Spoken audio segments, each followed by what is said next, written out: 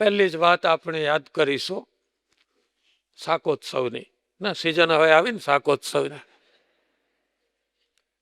બધાએ વાતો કરે શાકોત્સવ લોયામાં, શાકોત્સવ લોયામાં, પણ સ્વામિનારાયણ ભગવાને એક મોટો શાકોત્સવ ગઢપુરમાં કરેલો, એ ઘણાને યાદ નથી. ગઢડામાં મોટો શાકોત્સવ થયેલો. એકવાર સચ્ચિદાનંદ સ્વામી શ્રીજી મહારાજ પીપળાવાડી પધાર્યા. આડે ધડ ઝાડ ગમે ત્યાં ઝાંખરા ઉગેલા. શ્રીજી મહારાજ કે જમીન સારી છે, વાડી થાય એવી છે. અને સ્વામીએ મહારાજનો સંકલ્પ ઝીલી લીધો. બીજે દાડે પાણી લઈને પહોંચ્યા.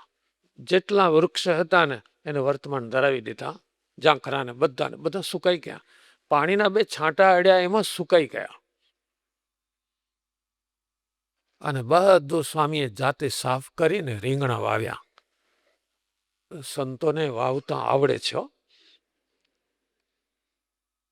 અને રીંગણા એવા સુંદર થયા ને, હા. સ્વામીને સંકલ્પ થયો કે વૃંતા કેટલા સુંદર છે. જો આ શાક કરીને સંતોને જમાડે ને મહારાજ. સ્વામીને સંકલ્પ થયો, મહાપુરુષોની લીલા જુઓ. ગઢપુરના દાદાના દરબારના ચોકમાં સભા બેઠેલી. એક બાજુ બહેનો બેઠેલા ઓસરીમાં, આ બાજુ સંતો ચોકમાં બેઠેલા, હરિભક્તો બેઠેલા, અને એક અજાણ્યો માણસ આવ્યો. ઉડું કરતો ને બેનો વચ્ચેથી નીકળ્યો. એટલે બેનો ઊંચા નીચા થઈ ગયા. એ કોણ છે? આ કોણ છે? અહીં આ બાજુ બોલશો ને.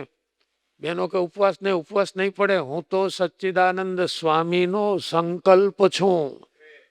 બોલો, સંતોના સંકલ્પ રૂપ ધારણ કરી શકે. આપણે જાતે જઈએ તોય મેળ ન પડે. સ્વામીનો સંકલ્પ મહારાજને વિનંતી કરે છે. શ્રીજી મહારાજે તરત જ કહ્યું, શાક તો કરીએ પણ વઘારનું ઘી ક્યાંથી લાવવું? અને જેવું બા બોલ્યા, મહારાજ કેટલું ઘી જોઈએ? તો સ્વામિનારાયણ ભગવાન કે છે 18-19 મણ વઘારમાં. બોલો, આખું મકાન વેચી નાખો તોય મેળ ના પડે.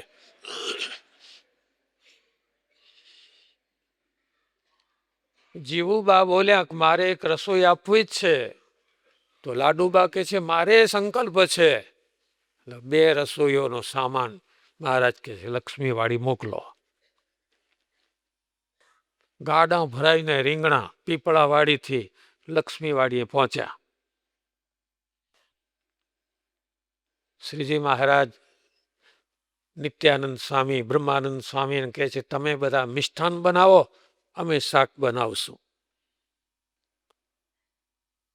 જય જયકાર સાથે શાક તૈયાર થઈ ગયું. પંક્તિઓ થઈ. સ્વામિનારાયણ ભગવાન પીરસવા માંડ્યા. તો સંતો મીઠાઈ પીરસે, લાડુ. મહારાજ શાક પીરસે. કોઈ લાડુ ના લે, શાક લાવો. મહારાજ શાક લાવો. શું આજે શાકનો સ્વાદ!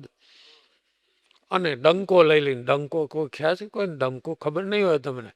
અત્યારે તો બધા પીરસે તો નાની ચમચી લઈને નાકમાં પી જાય એવી. એ તે કઈ રીત છે? મોટા ડંકા હોય, હડેડાટ. એક વાર આપો ને ભરીને તો બીજી વાર માગે નહીં, એવા ડંકા. અડધો રોટલો ને ડંકો કઢી, ખબર છે ને, કામ પૂરું થઈ જાય ત્યાં જ. સંતોએ ફરિયાદ કરી, મહારાજ બધા શાક લે છે, કોઈ લાડુ લેતા નથી. મહારાજ કે ધીરજ રાખો. શાક પૂરું કરીને મહારાજે લાડુ ઉઠાવ્યા. અને 4 લાડુ એક સાથે. ના પાડે વાતમાં શું માલ છે. જય જયકાર સાથે આમ શાકોત્સવ પહેલો થયો ગઢપુરમાં. પણ હજી ખરી ખૂબી તો હવે આવે છે.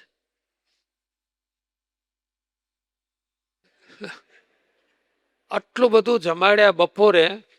તો એમાં એક સંત હતા ભાસ્કરાનંદ. હાજે આરતી થાય ને પેલા બોલે મહારાજ ભૂખ લાગી છે. ભાસ્કરાનંદ ખરા હો. મહારાજ ભૂખ લાગી છે પણ ખૂબી છે ક્યાં ગજીને કયું ક્યાં ભૂખ લાગી છે એવું. હા એમ કોઈ પણ ક્યાંય કામ જ મુખ્ય માણસને પકડવા આટલું શીખવા જેવું છે. શ્રીજી મહારાજ કહે છે જેવું સાધુ ભૂખ્યા થયા છે. મહારાજ હવે સાંજ પડી ગઈ અને કાલ રસોઈ વહેલી કરાવશું. મારે કે ના કાલ સુધી ના ચાલે. ત્યાં તો 2 ગાડા આવ્યા દરબાર ગઢમાં. ગાડા ઉપર પટારા.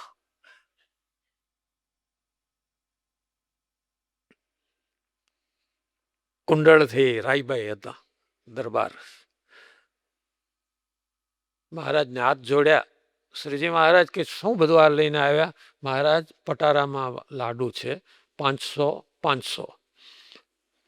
એક પટારાના 500 લાડુ સંતોને કાલે પીરસવાના અને બીજા પટારાના 500 લાડુ એ જીવબા લાડુબાને આપ્યા. એટલે ગમે તે બહેનોને હરિભક્તોને.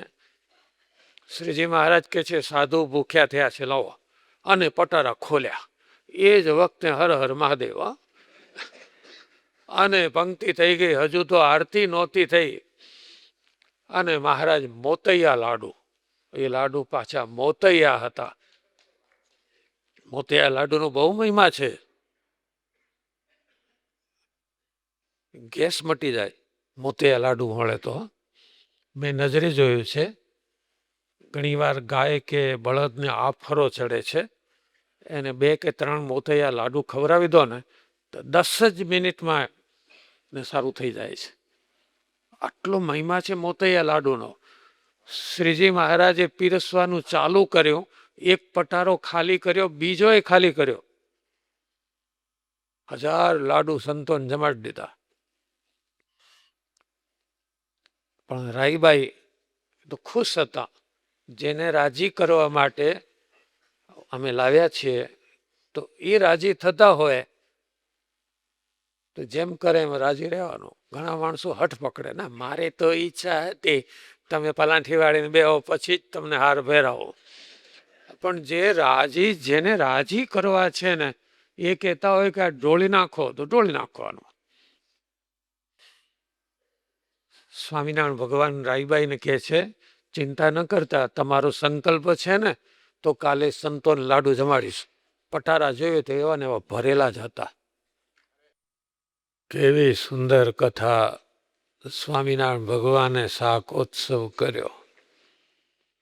એમાં એક રહસ્ય કહેવાનું રહી ગયું. આજે કહીશું. સંતોને આટલા બધા જમાડવાનું કઈ કારણ? સંતો તો મિતાહારી હોય છે અને મહારાજ 4 લાડુ એક સાથે. અને પાછા સાંજે અમારા ભાસ્કરાનંદ કહે છે ભૂખ લાગી છે. અને સાંજે પંક્તિ કરીને સાંજે પાછા મોતૈયા લાડુ અમારા કુંડળવાળા રાઈબેન લાયા હતા. આટલું બધું સંતો જમાડવાનું કારણ શું? એ નિર્ગુણદાસ સ્વામીએ જ લખ્યું છે. આ સંતો નહોતા જમતા. કોણ જમી જતું હતું? દેવતાઓ જમતા હતા. સંત મુખે દેવો તૃપ્ત થતા હતા. સાંજે જ્યારે સંતોને મોતૈયા લાડુ જમાડવા માંડ્યા ને ત્યારે ઉપર મોદ બાંધેલી હતી. દેવતાઓએ છોડી નાખી. કારણ દર્શન થાય કે આ સંતોની પંક્તિના. એટલે સંત મુખે દેવતાઓ તૃપ્ત થતા હતા. સ્વામિનારાયણ ભગવાનનો પ્રસાદ દેવોને મળતો હતો. હવે ખ્યાલ આવ્યો ને? નહીં કથા છે આગળ હવે કદાચ. સચ્ચિદાનંદ સ્વામી આખી રસોઈ 500 સંતની જમી ગયા. જમતા હશે કોઈ 5 માણસનું કદાચ કોઈ હિંમત વાળો જમી જાય. આ તો 500 જણનો, પણ એ સચ્ચિદાનંદ સ્વામી નહીં, દેવતાઓ જમી ગયા. શાસ્ત્રમાં એમ લખ્યું છે, યજ્ઞ કરે ને તો અગ્નિમાં હોમે, અગ્નયે સ્વાહા, એમાં દેવો તૃપ્ત થાય છે. તો આ સંત જ્યારે જમે ને ત્યારે ભગવાનની સ્મૃતિ સાથે જમે છે.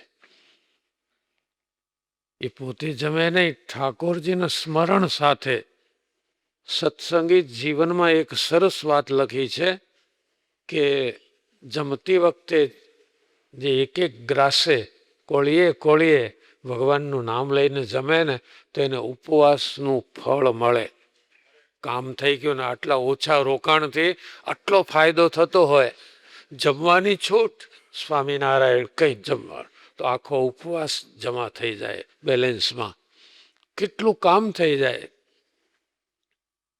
ને એટલે તો આપણા સંપ્રદાયમાં એક ખાસ શબ્દ બીજે ક્યાંય નથી, આપણા સંપ્રદાયમાં આ રૂઢિ શરૂ થઈ, આ વાક્ય પ્રયોગ કયો? ચાલો ઠાકોરજી જમાડવા. કોઈ મંદિરમાં બે હરિભક્તો આવ્યા હશે, મુમુક્ષુ હતા, સત્સંગી નહોતા પાકા. પેલા મંદિરમાં જે કામ કરતા હોય એને રાજભોગ આરતી થઈ એટલે કે ચાલો ઊભા થાવ ઠાકોર જમાડવા. પેલો આમ ડાફોડિયા મારવા માંડ્યો. હા, અમારે કયું કામ કરવાનું છે? ઠાકોર જમાડવા. એમાં એટલે આપણે શું કરવાનું છે? ઊભા થાવ, પણ ઠાકોર જમાડવા નથી આવવું. પહેલાની ઈચ્છા તો હતી જમવાની, પણ આ વાક્ય પ્રયોગનો અર્થ એને ખબર નહીં. ત્યાં સંતોન મુખે દેવતાઓ જમી જતા હતા, ભગવાન જમી જતા હતા. એટલે આ વાક્ય પ્રયોગ આપણા સંપ્રદાયમાં છે કે ચાલો ભાઈ ઠાકોરજી જમાડી લો. ભાઈ એ તો પૂજારીનું કામ છે, અમે થોડા જમાડવા જઈએ.